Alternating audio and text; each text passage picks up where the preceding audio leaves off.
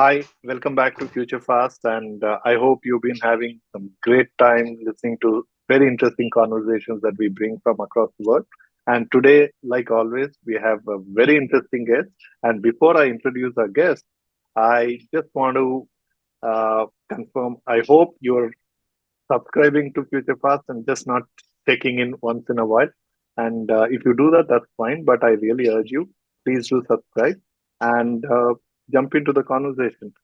Well, today we have Dr. André Wakker.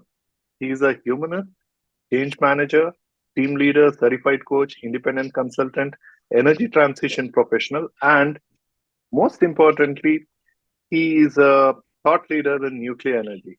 Dr. André Wakker, welcome to Future Fast. Thank you for having me. Well, Dr. André, can you please share your journey with our audience and listeners before we get started? You did start post your PhD in research with Royal Shell. That's correct. Yeah, So, yeah. The comfort zone is not my zone. I always look for challenges. I always look for ways to basically understand and explore and improve my own potential. With my physics background, I've always worked in engineering industries, let's call it hard industries, and I started at Shell. I started at Shell by introducing a totally new polymer, a totally new plastic into a market that was new for Shell. So it was the most complex business development assignment that you can ever dream of, a new product in a totally new market. So I did that with 100 colleagues across the globe, and it was really fascinating, and it really taught me business development, basically. I started with that in 1987, really, until approximately 2000, when I moved to the energy business. First the renewables business, and then the nuclear business. In renewables, I did hydrogen and fuel cells because it was extremely complex and I wanted to understand that. And in renewables, I also did energy policy because I wanted to understand what actually the potential of wind, solar, biomass, and geothermal actually is, and how basically the political game, if you like, about renewables worked.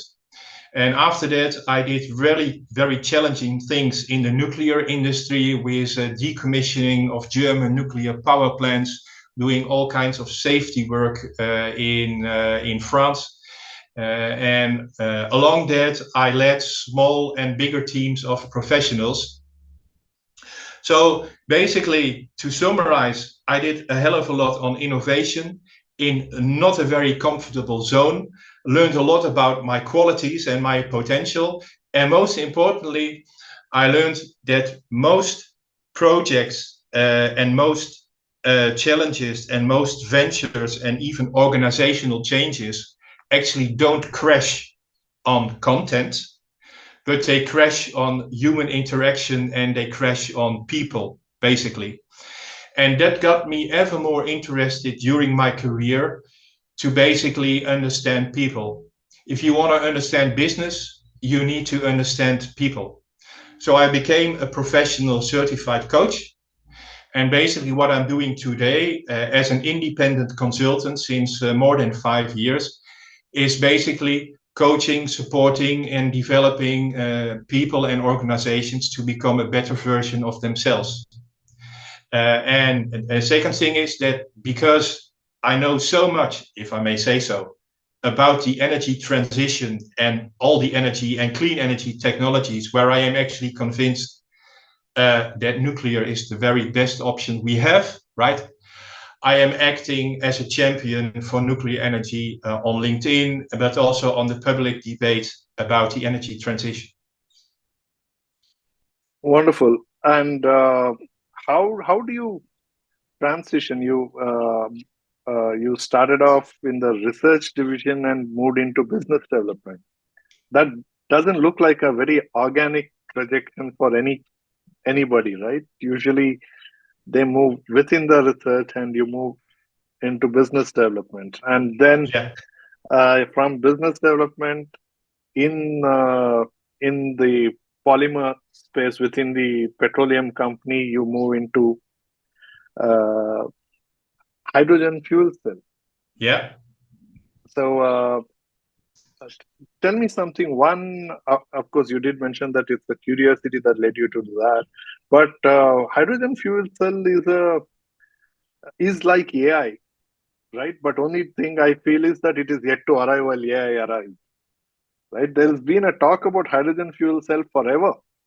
yeah, yeah. So, what's your take on that? I mean, when you were jumped into it, probably that was a curiosity that got you into it. But when you worked on it, and today, what's your take on that? Yeah, I think fuel cells will continue to be an eternal promise because the material challenges are so big that in the 5 years that I worked on it, I couldn't solve it, basically. So fuel cells are complex, and I think apart from in the space, in rockets and all that, it will never work on a large scale. On the other hand, hydrogen, we will need hydrogen. Basically, in the energy transition, we will need gas, right? And we will need clean gas. Hydrogen is a good gas, which today is basically produced from natural gas. The problem with hydrogen, and basically you can burn hydrogen in an internal combustion engine, right? Which is much simpler and actually doable than with a fuel cell. Actually, Toyota is working it right now, if I believe. BMW has tried it, Mercedes has tried it. I think the potential of hydrogen is already used as a base chemical in industry, and it is produced from natural gas. Hydrogen is a very important, basically chemical product. I think in the far future, it could be produced and it will be produced, I'm convinced, on a mass scale from nuclear power plants, because nuclear power plants can produce hydrogen directly. We'll talk about that. And I think hydrogen is a very good opportunity, a good technology for heat, basically. Because the point of hydrogen is that it has to flow continuously. It is a very light gas, so you have to actually use it when you produce it. And So, you can do that either in industry or in yeah, heat. but transporting is a big challenge with hydrogen, right? Piping it is the biggest challenge with that. Yes, but don't forget that already today, within any chemical industry, there are thousands of kilometers of hydrogen pipeline today. But It's leak is actually quite a lot, explained right? quite well in this book from Samuel Okay. Fufari.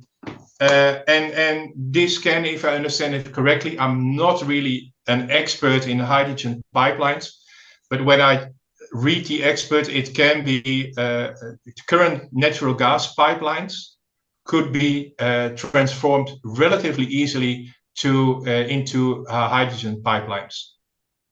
Yes, I think one of the routes people employ is transporting ammonia and then further breakdown again to hydrogen and take that out. But moving hydrogen itself has been the challenge. Yeah. And ammonia is then a carrier for that hydrogen. Right. Which of course introduces inefficiencies along the chain, right? Correct. Yeah. So fuel cells, to summarize, fuel cells, no, I don't see a future for large scale fuel cells, but definitely hydrogen as a clean gas, we definitely do need. Where of course the problem is, or the challenge is, how will we produce it outside of natural gas? And then I think the biggest potential is for nuclear. Right. But as a fuel for automobile, what's your take on that? And do you see hydrogen becoming relevant anytime near future? I don't. I I think that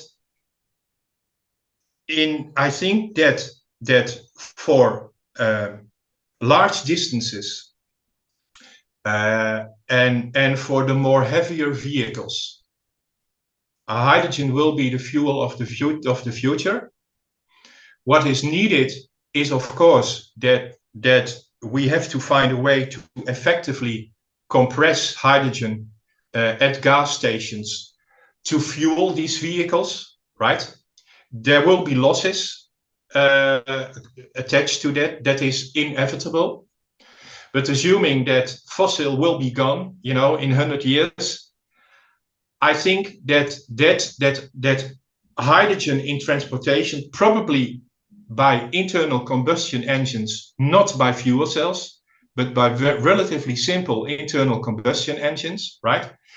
Definitely for longer distances, for more heavy vehicles, is economically along the complete chain, right? Is cheaper, more sustainable than electric vehicles. Okay, interesting. Well, that has been the thought, but nothing looks ready yet. So maybe we just have to wait it out. But yes, another challenge also in the hydrogen has been that the energy it takes to even keep it in that low temperature does not make it as sustainable an option. So that is another thing, right? Yeah. Well, we definitely lose energy there. On the other hand, if we have sufficient nuclear capacity, and we do have, because there is plenty uranium and thorium everywhere, right? That's really not an issue. We can afford to have losses over the chain as long as there is sufficient production capacity. All right. See, you are a coach today, and how would you uh, prepare someone from transitioning the way you did in terms of different sectors? See, energy seems to be, for an outsider, energy is one sector, but when you get into energy, within that again you have oil and gas where you start off, and then renewable energy, nuclear energy, and within that you have R&D, then business development, and then again research, product management, policy making. So each one is a very different hat. So Yeah. how would you explain the transition today that you are a coach? How would you explain that, and how would you help someone prepare to go through the journey that you went? Right. Okay. Well, that is a good question. Coaching is about creating awareness, right? I cannot change people, and certainly I cannot change humans' emotions, right? Because they are there. But what I definitely try to do as a coach, basically, is to make people aware that the energy transition has already started 200 years ago. And that is a complete different mindset, as many people definitely in the West are experiencing today, because many people are made believe, or are made to believe, that energy transition actually means renewables. As a coach, my passion, my motivation is actually to sort of try to break, I would almost say, that emotion. Because I think we are now with renewables, we are on the way back. Let me explain that. Our energy transition is basically about, since 200 years, creating ever more output with ever less input. When the industrial, basically, we as Homo sapiens, we lived on biomass, we lived on woods for basically since we exist. I think the most intelligent form of us, the Homo sapiens sapiens, we exist, I think, 100,000 years. That's relatively short, not millions of years, but 100,000 years. One ice age, basically. And all that time we lived from biomass, right? From wood. When the Industrial Revolution started in England, let's say 200 years ago, right? Half of the forests in the half of England was deforested to produce steel, and that's how we discovered coal. Basically, the Romans, more than 2,000 years ago, already had discovered coal. You know, coal is old, but they didn't need coal because there were very little humans at these times. They didn't use a lot of energy, so you know, biomass, burning fires, basically cooking was enough. But when we started to actually intensify our energy consumption, we discovered coal, which has a much higher energy density per kilo than biomass. And after coal, we shifted to oil, and we shifted to natural gas, and we shifted to nuclear. And because the nuclear fission process creates a hell of a lot of energy from a very small amount of uranium or thorium, this is basically the most intense form of energy that we can ever dream of, and we will actually ever have. I think fusion will never work. It's too complex. It's again a material thing, right? So as a coach, I try to build a positive emotion about this transition going on since 200 years from very low energy density to high energy density.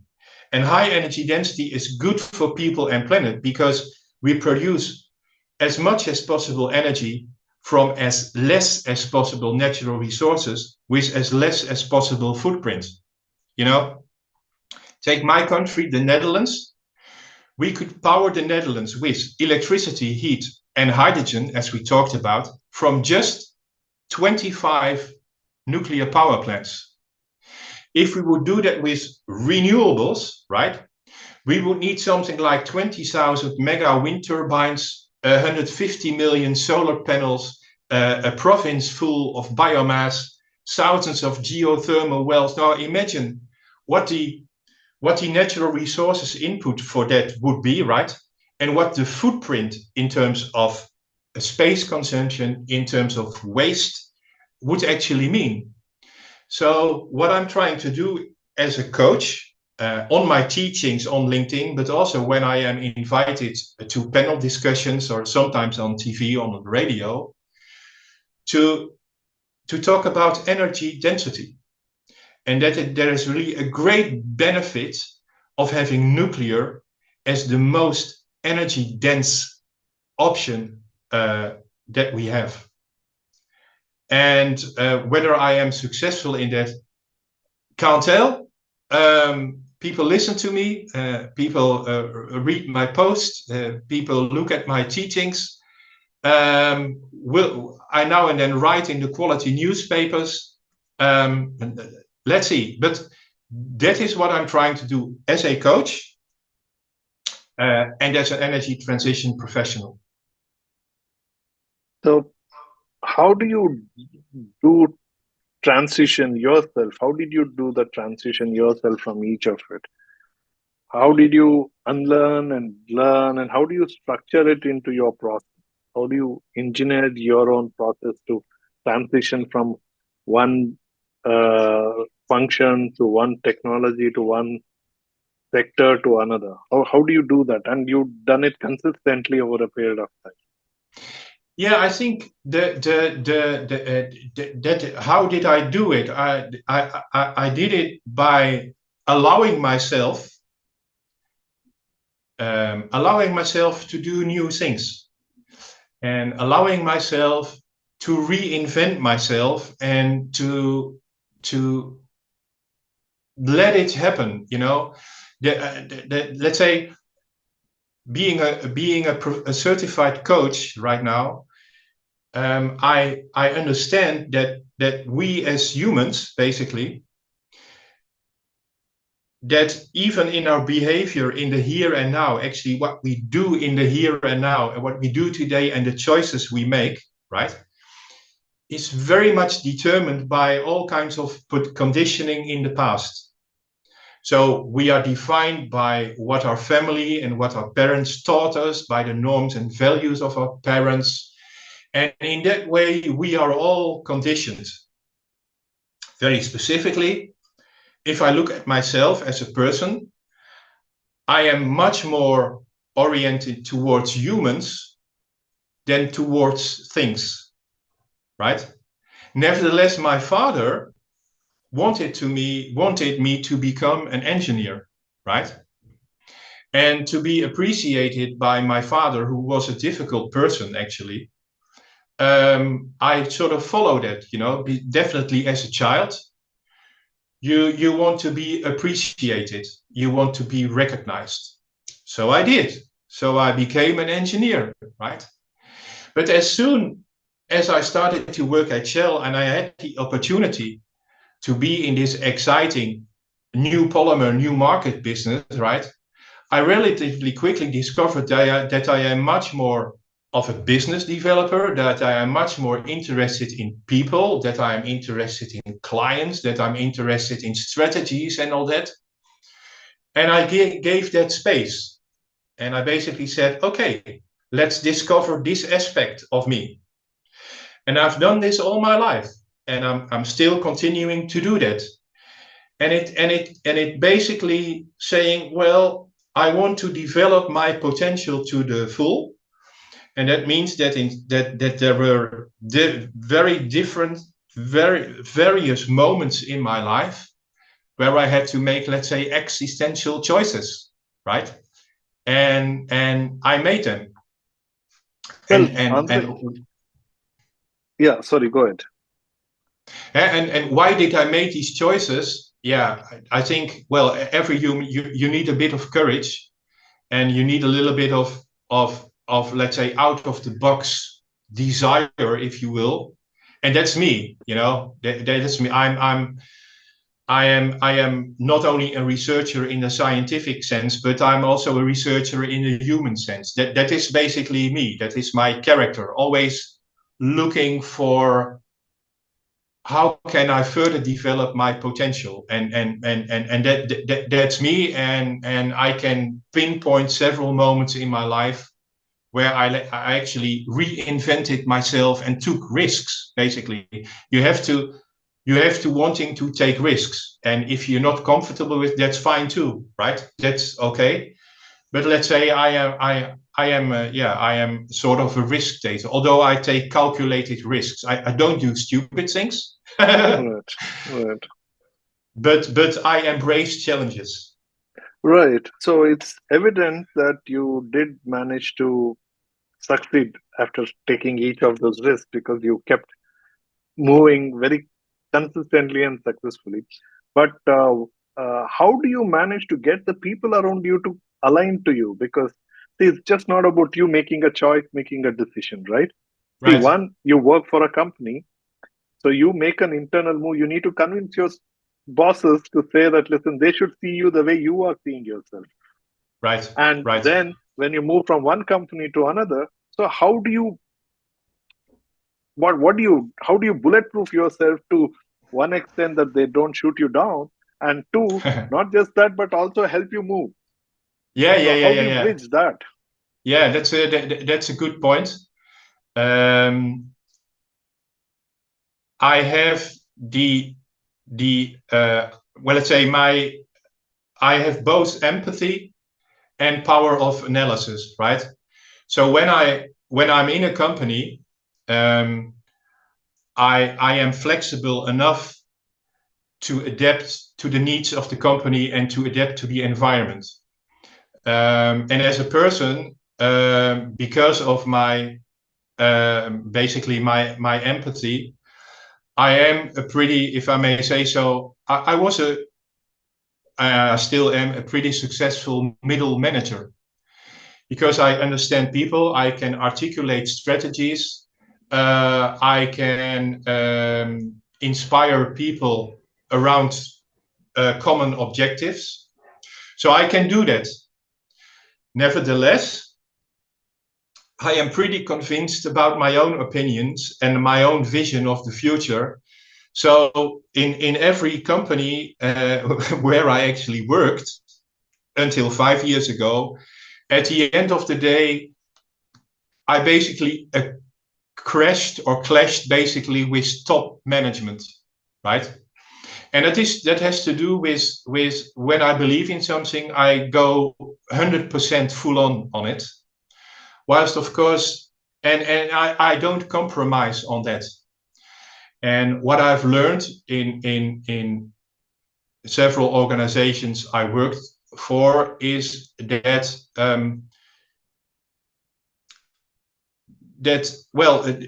true development and true change and through innovations doesn't crash on content, but it crashes on people, right? And it crashes on what is called in coaching terms what is called the undercurrent. So there are always unspoken ideas and opinions or vested interests, right? That make that things don't develop as I would like them to develop, right? So how do I compromise? How do I manage this? I adapt to some extent. I go with the flow to some extent, as long as it sort of feels good for me. But usually after some 10 years ago or so, I think, okay, it's time to leave now, because it really clashes now between me and certainly the top management. So I think that is the way that my career went, and it all culminated in the fact that 5 years I became independent. So I work independent, I work alone. So sometimes I work together in, let's say, coalitions with other consultants, but I'm doing my own thing with my own strengths and my own consulting. And sometimes I do team management, sometimes I do consulting, sometimes I do coaching, and in some cases I combine all of them, right? So to summarize, I think in the core, I am an individualist. I look at the world, I analyze the world with an empathetic view, right? And I connect and I liaise with people, but in the end, I make my own choices. And that culminated basically in the fact that I went independent 5 years ago with my own private undertaking, which is Animo Consulting. Wonderful. So what does purpose mean to you, André? Sorry, what? What does purpose? What Purpose. does purpose mean to you? Yep. Yeah, purpose is a wonderful English word, right? Which I think only exists in the English language, because I'm sort of forget. There's mission and there's purpose, right? Mission is something very specific. A mission is like landing a man on the moon and returning him safe to the earth, right? Purpose goes deeper. Purpose is what drives, is what really drives me. Yeah, right? It's like, why even do that mission would be the purpose. Exactly. Yeah, exactly. You know, it is the why. The purpose is the why of your and my existence in the first place. If I was religious, I'm not religious, but I respect religions, right? It is basically what God tells you to do, you know, what deep down is something you have to do and you can't avoid. And that is what purpose means to me. And my deep feeling of purpose is basically that my purpose in life is to break patterns. Sorry, break? Is to break patterns. Patterns, okay. Right? And and that is my purpose in life. I think I see things, I reflect on things like nuclear energy, but also existential stuff, you know, people issues. I just see them and I feel them. And my purpose is to help making people or organizations aware that change is needed, right? And that is my purpose in life. Well, Andre, while you work as a consultant, as a coach, it's a lot easy for you to see and observe the other person is getting into some kind of a loop or is in a pattern, and that she or he should break out of that pattern.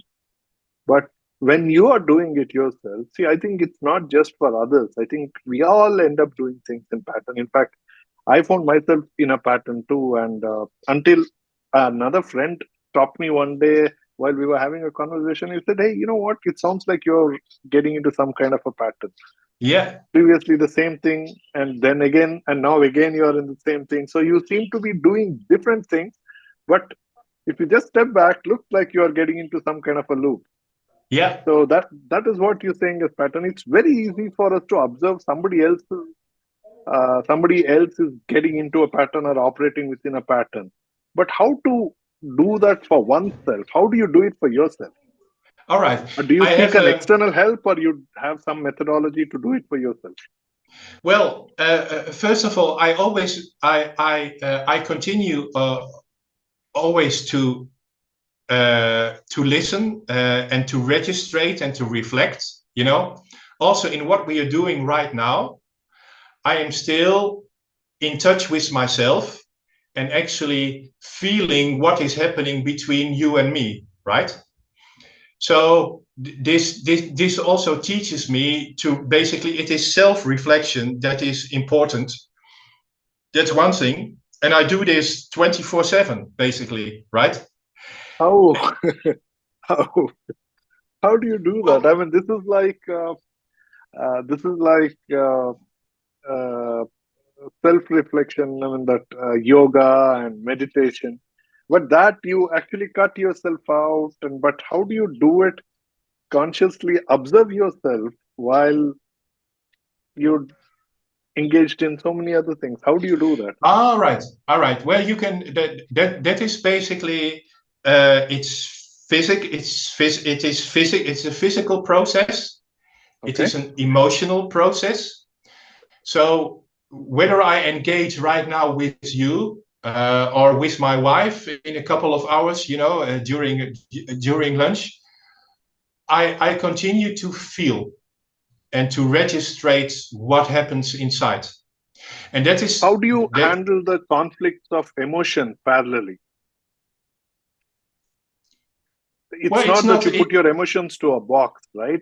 These things spring up. Yeah, they spring up and they go.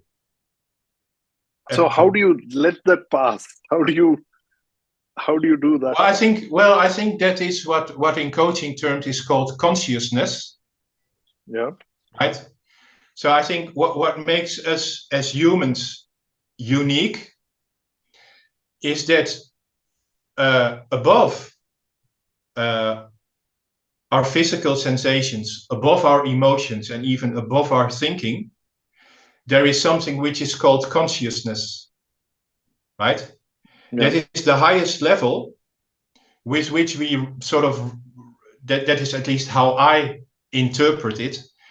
That is the highest level with which we basically literally become conscious of everything what's happening inside us, whether it is thought, emotions, physical sensations, whatever, right? So as a coach, basically the half of successful coaching is basically being conscious about myself. Because as a coach, basically you basically resonate, you basically become a mirror to someone else, and that only works if as a coach you always stay connected to your inner self, and everyone can practice that, but it Well, requires. Andre, you said you're not religious, but Hinduism and Buddhism is all about connecting with one's consciousness. And Yes, believe me, it's a lot easier said than done. So, absolutely, so, absolutely. so, so, do you meditate? How Yeah, do you do meditate? yeah, yeah. I seek every day, I seek moments of silence, So how long did you take to get to this point of being able to be very clear of even observing yourself? I mean, I think that that is like that's clearly a level of mastering, being able to be in a level of consciousness to see our own self, so that are we in a pattern, or are we getting into that loop, and how to make sure that we don't get into it. So how long did it take you for you to get to this? A couple of years. Okay. What made you get into this zone? I mean, what made you start thinking towards this at all? Because see, I asked a lot of people, and they say yes, yes, I understand. There is we tend to get into pattern, but most people don't even realize that they're getting into a pattern. In fact, for me, Yeah. that moment happened thanks to my friend who pointed it out to me. Right. But and then whenever I have pointed it out to some people, I think that's the only time they realize that yes, they are in that kind of a pattern. Because Yeah. I realized that I was in a pattern, and I also started observing others seem to be, and I also do some amount of mentoring and coaching for startup founders. Right. So that's where it came about. But Yeah. till somebody pointed out, it was not in. So how did that moment happen to you? What was the trigger for you?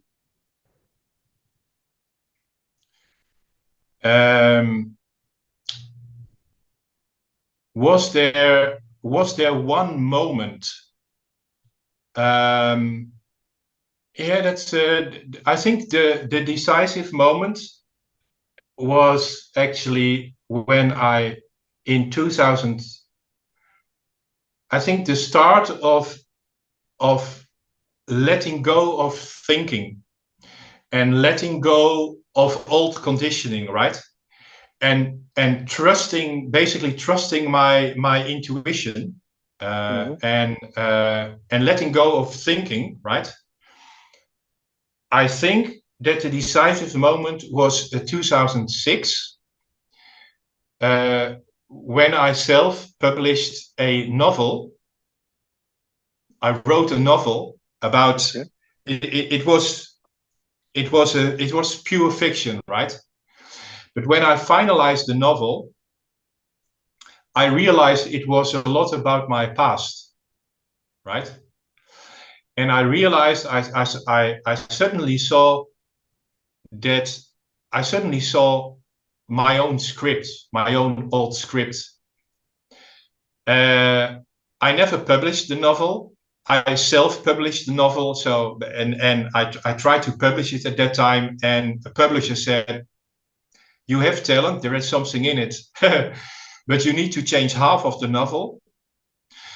But that basically put me on. I think that it was a decisive moment where I started to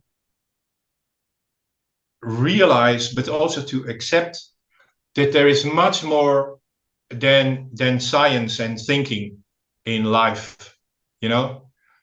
And then that was basically a decisive moment where things in my private life changed, where the idea started to become much more of a coach, to develop my coaching competences. 10 years later, I started for myself. But this novel was, I think, the turning point in my life, where I became conscious, really, that Andre, there's much more to life than science and thinking and rationality. There's much more, and learn to use that, you know. So that's what I did, and now we're talking here about coaching. Right. Nanjunda, how about that? Isn't that Oh yes. wonderful? Oh yes, it is. So what got you to the point of starting humanistic? Okay. So I have my own business, which is called Animo Consulting, which is about business coaching, team management, consulting, and all that. Humanistics is not my business. Humanistics is a Danish consulting firm in which I am an associate partner. Associate partner is a very complex word, a chic word, if you like, for agent. right? Okay. So Humanistics is selling an assessment platform. Oh, okay. And it's an assessment which actually measures behavior in the workplace. Okay. Okay. So I'm basically, and it's a small entity in Copenhagen, Denmark, with very enthusiastic people.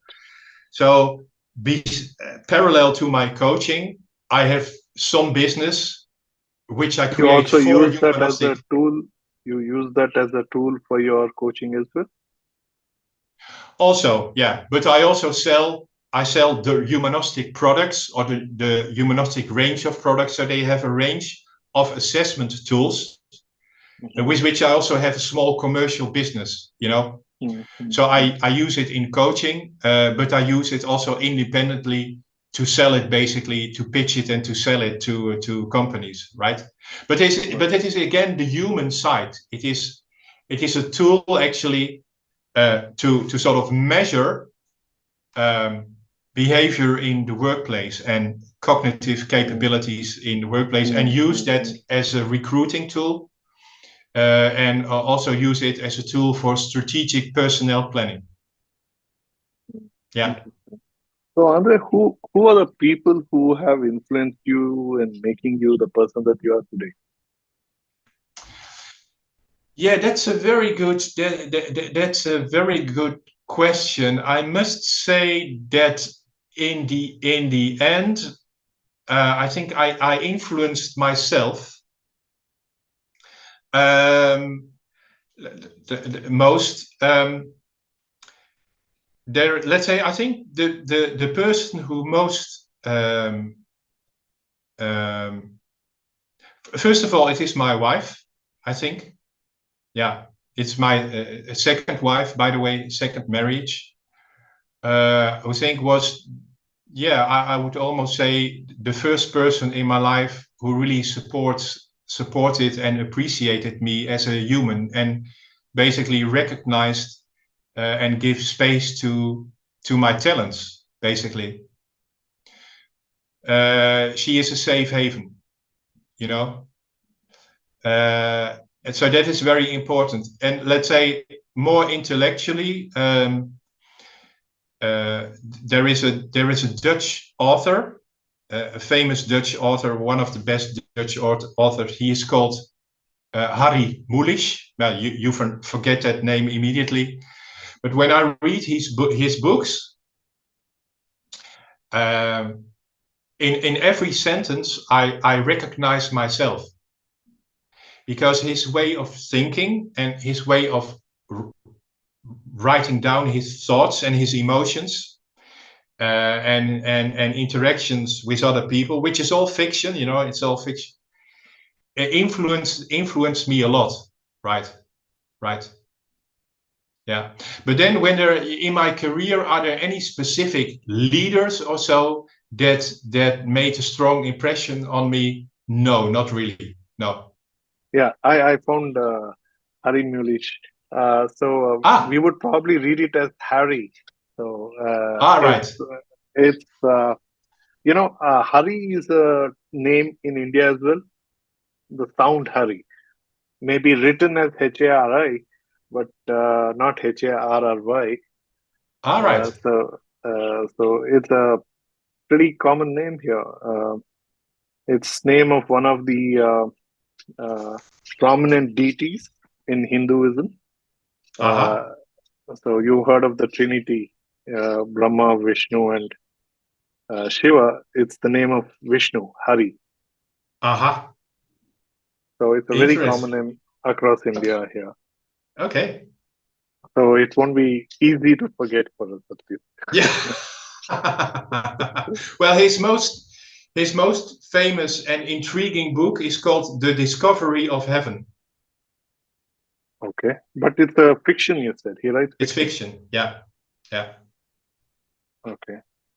Yeah, and it is not. So it's called The Discovery of Heaven, but it is not our discovery of heaven, but it is the discovery of heaven of us. Oh, Okay, Do you follow that's me? interesting. I follow Haven't you, and that's interesting. haven't discovered something about us, you know? Okay. Yeah, it's very yeah. He's a contemporary writer. He's still active in his writing, No, publishing. he passed away more than 10 years ago, unfortunately. Oh, okay, okay, all right. I mean, interesting. I'll look up for his books in English and see if I can find something. Yeah, yeah. I generally don't listen to much of. I mean, I'm more to listening to books. My reading has come down, uh, Aha. so I mostly listen to books these days, and my reading is just barely make it 2 to 4 books in a year of reading. Otherwise, it's mostly listening. Uh, and also generally not into fiction. So I'll have to try this book for sure anyway.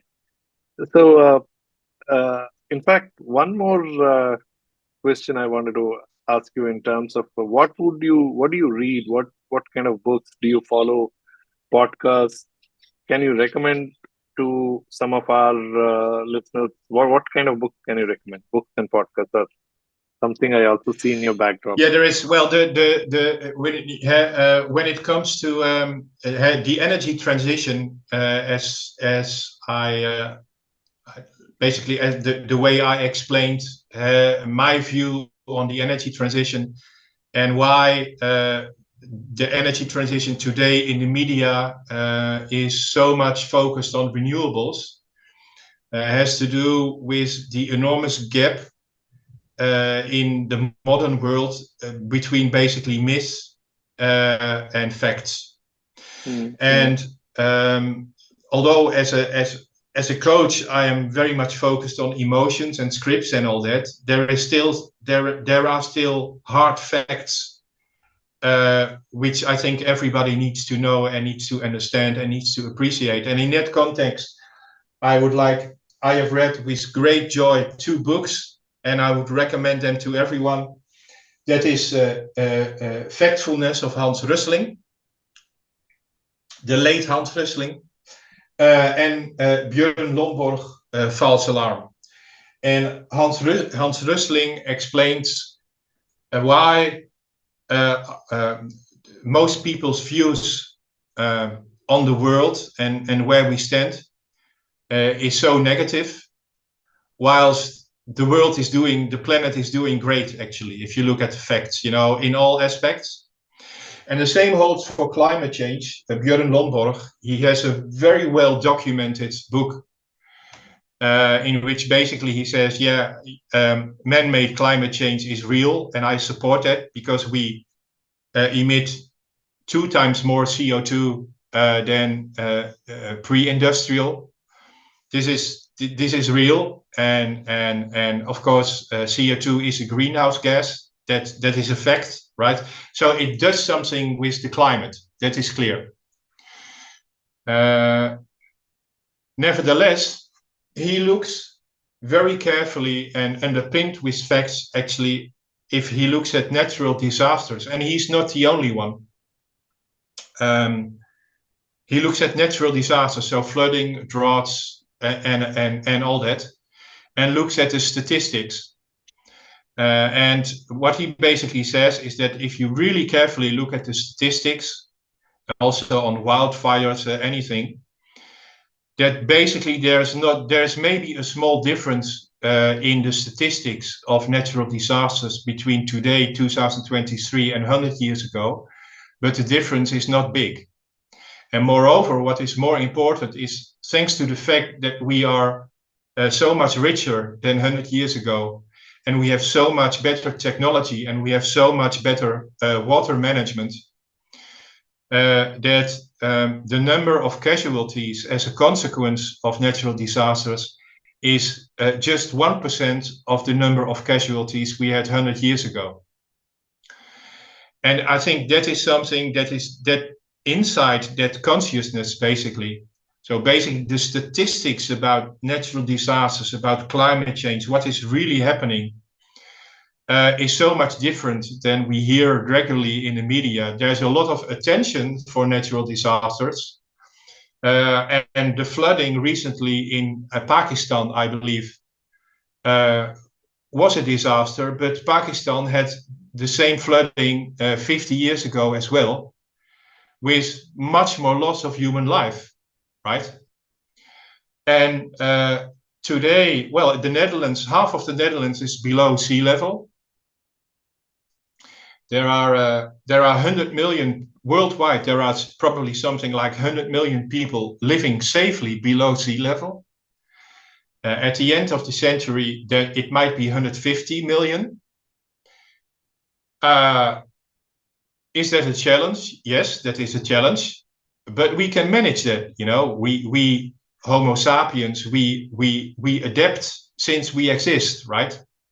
So we can also adapt to climate change. So, and then of course we have nuclear already as the solution. If we want to create clean energy, you know, let's go nuclear. Probably talk about that.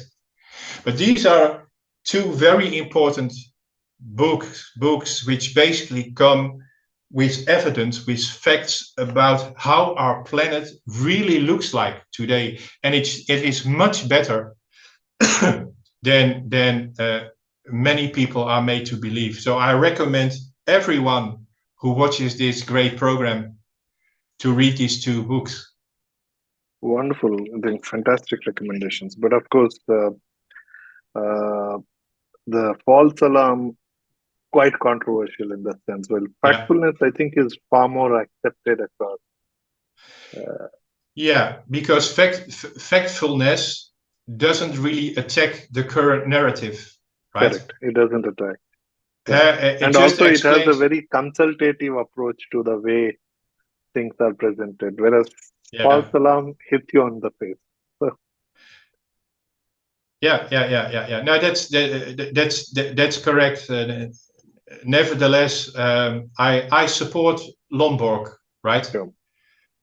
That is also my. I think the narrative. There is. I firmly believe that there is no catastrophic climate change, and this is also underpinned by the Nobel Prize for Economy. It was, I think, given to an economist in 2020 or 21, who actually calculated the economic impact, the negative economic impact of climate change under various scenarios ranging from 2 degrees increase in temperature to even 5, 6, 7 degrees in temperature. And this economist basically calculated that even in the worst case scenario of 5, 6, 7 degrees, right, which is an extreme scenario, even in the IPCC scenarios, is one of the most extreme scenarios. IPCC talks about even half a degree is fatalistic. Yeah, I think too. Yeah. But he calculates that the economic loss is something in the order of 5% of GDP, right? Now imagine that since the 1960s until today, thanks to, amongst others, intensification of everything, you know, intensification of our energy input, right? From coal to oil to nuclear, right?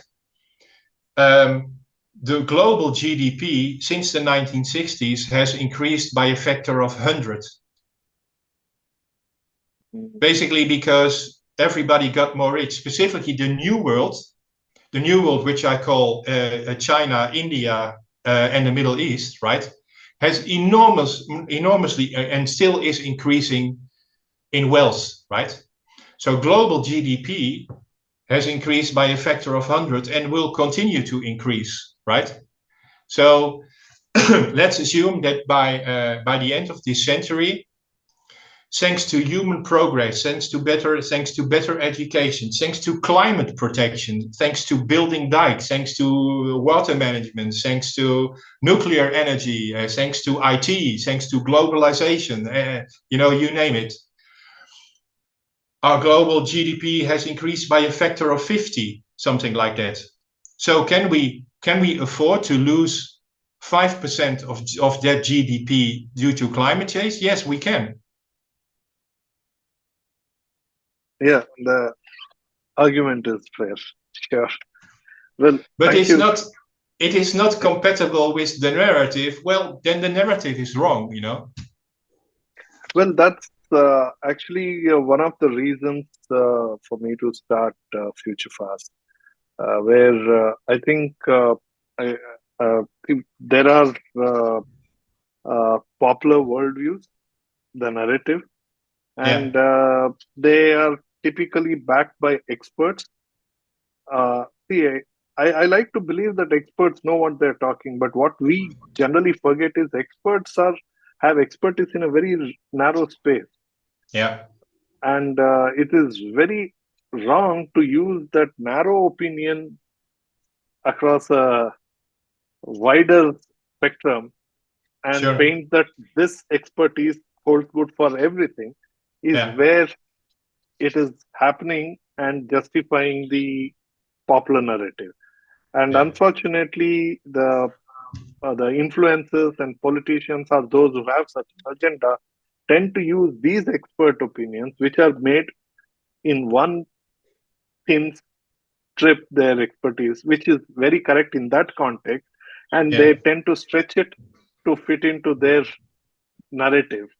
yeah, And the reality could be something else, but everybody's yes, been led to this. So yeah, this is yeah. what is largely happening. So that is all the more reason why we need.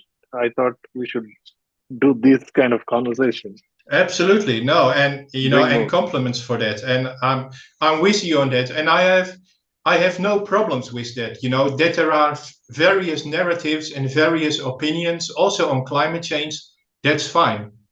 Nevertheless, one as a scientist, I'm not talking as a scientist, as a hardcore scientist, right? What really worries me today is one expression that is used often also by the World Economic Forum, is that they say the science is settled. That is an expression that worries me a lot because science is never settled. You know, science is science because it can be debated, because it Correct. can be challenged, because it can be changed. You know, the Newton's law, right? Newton's law works fine on the earth, right? But behind Newton's law is a much better law, which is the general theory of relativity, right? Correct. Which Correct. so, and we can talk about it and we challenge it but when people say the science is settled, then for me there's something really wrong, you know. Then you're behaving in a very authoritarian, almost undemocratic, totalitarian way, because science, by definition, is never settled. And if we stop Correct. challenging each other, then there is, and if it is even not allowed anymore to challenge each other, and definitely on climate change, you see that in TV programs, you know, where actually believers in catastrophic climate change, that calls it in, if they are challenged with a simple question, what if you are wrong, right? They react, I am not wrong. I am just not wrong. And Right. you But unfortunately, like some other guest in our podcast was talking about it, that today you have uh, flag bearers for these kind of arguments and uh, or people like Greta Thunberg, right? Uh, who, in all fairness, is not a scientist. He didn't even complete a schooling. yeah, So, so obviously, it's very easy for a lot of younger people to get carried away into the narratives played by influential people or systems. yeah, And in fact, that was a question I even had Adrian asked, that if you're making such a strong case and such an argument coming from an oil and gas space, and they don't get the podium that a Greta gets in the United Nations or in World Economic Forum to talk yeah, about it. Yeah. So how is it that what is generally made to believe as a lobby group does not get an access, whereas one individual kid from some unknown background gets a podium? Yeah. Yeah. Yeah. No, agreed. And well, that's why I am happy that I am independent since 5 years. And indeed, I've worked in oil and gas, I've worked in renewables, I've worked in nuclear, so I've seen it all, and I've thought about it a lot. And I have no interest other than my own passion. I am not paid for being a nuclear advocate. I'm doing it because I believe in it, and I have something to give to humanity, if you will, right? And I hope that with my, well, if I may use that word, that with my authenticity and with my true self, that at the end of the day I can convince people about what is the best way forward towards clean energy and prosperity for all. So true. Wonderful. Well, Andrew, thank you so much for taking us through this, and to the audience and listeners, I hope you enjoyed this conversation, and we'll bring Andre back to talk to us and take us through the whole journey of energy transition, and also get him to make his case for the nuclear energy that he's been talking about. So, till then, enjoy the ride and do share it with all the friends that you think will appreciate this kind of a conversation. And if you're not yet subscribed to Future Fast, do it now. Enjoy the ride. Thank you so much. Andre, thank you so much once again. Thanks for having me.